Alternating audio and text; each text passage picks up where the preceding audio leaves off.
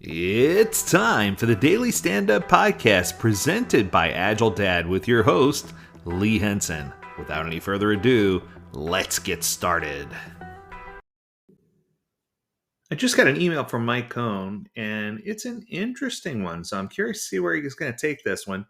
It asks, do we re-estimate split stories? Now, I have a firm opinion about splitting stories anyway, and I'll just come right out and say it.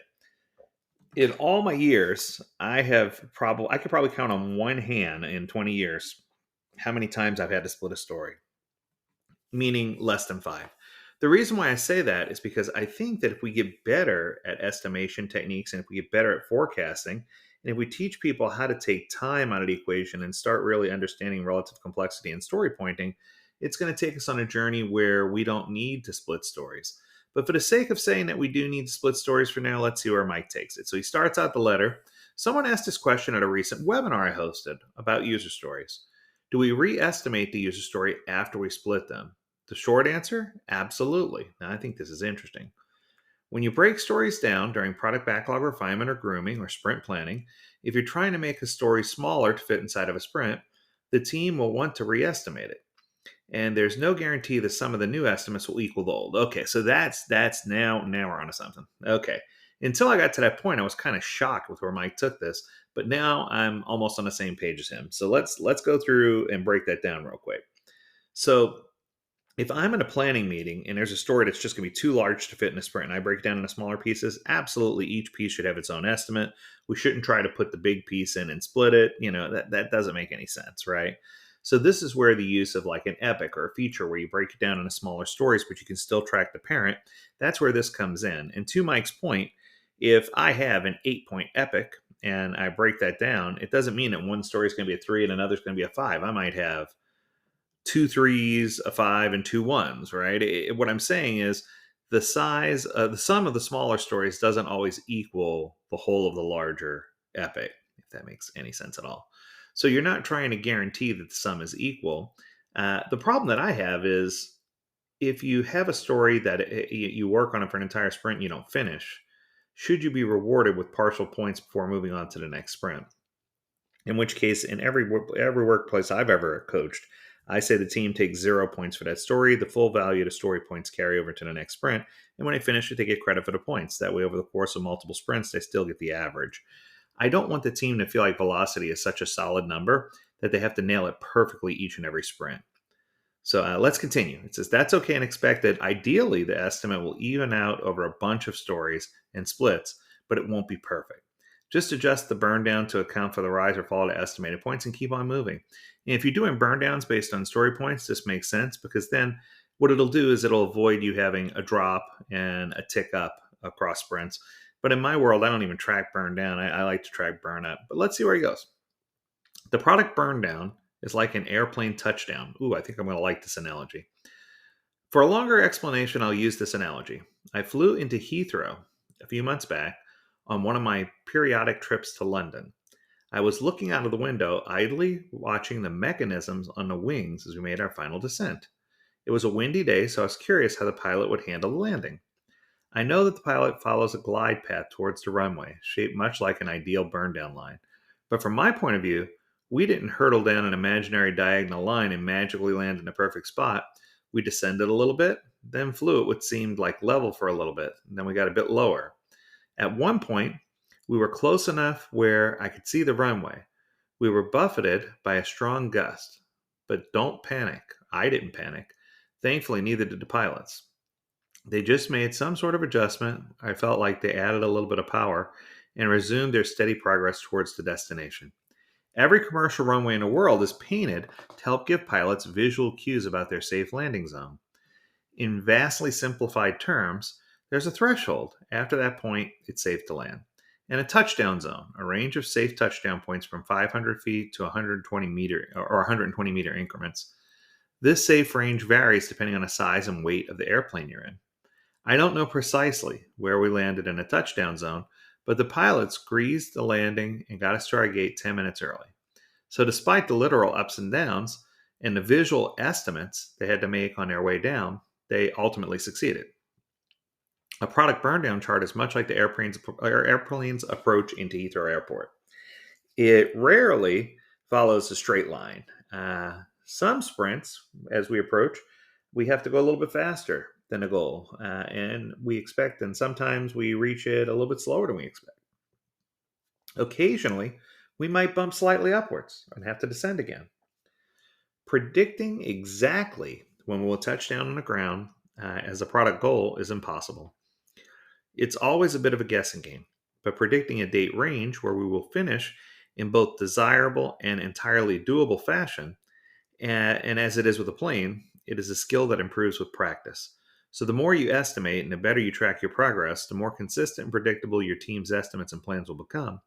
And creating accurate Agile plans that others can rely on will help you succeed with Agile. Okay, I'm going to pause here. So that was the entire email, but I want to add some flavor to this. I want to add some context. So for me, and I don't want to say I have issue because I think issue is the wrong word, but I would question a few of the things that are here.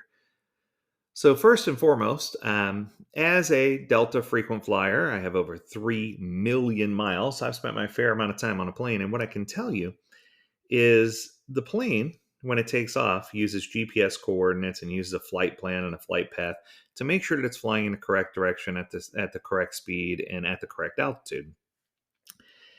I was talking with someone who I'm a very close friend with who is a pilot. He flies Airbus jets. And what he told me was if he's flying an Airbus A318 and they turn off the autopilot and GPS sensors and they deviate by even 1% or a half a percent off course, and the flight is over 3,000 miles or 2,500 miles, 1% difference over 2,500 miles is going to put you in a completely different city or a different state altogether, right?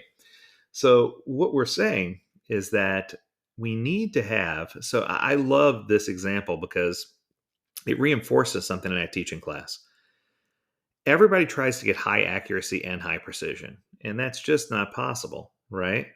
The next best thing people claim is high accuracy and low precision, I'm sorry, high precision and low accuracy, meaning that all of your estimates are precise, but they're just not precisely right.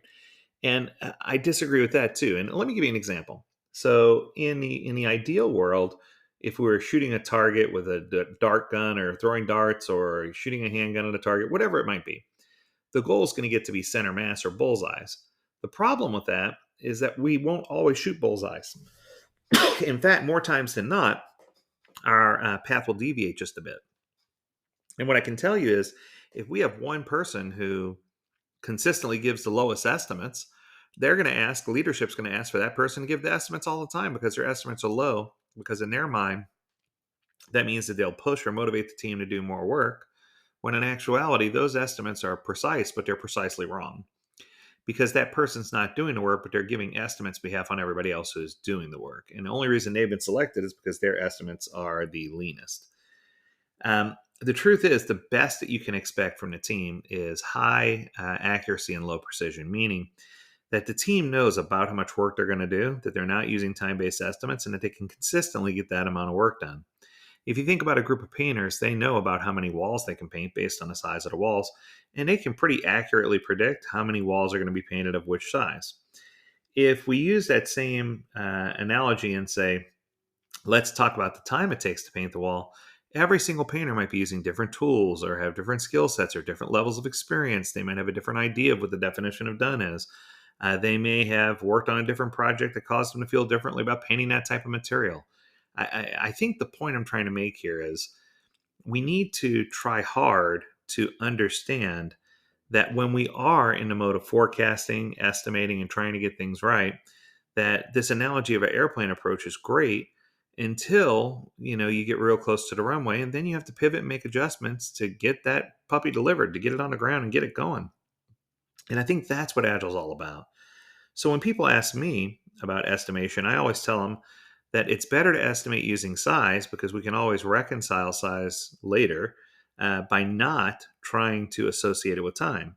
If I know how many walls the team can paint collectively, it doesn't matter which wall the least experienced painter or most experienced painter starts on.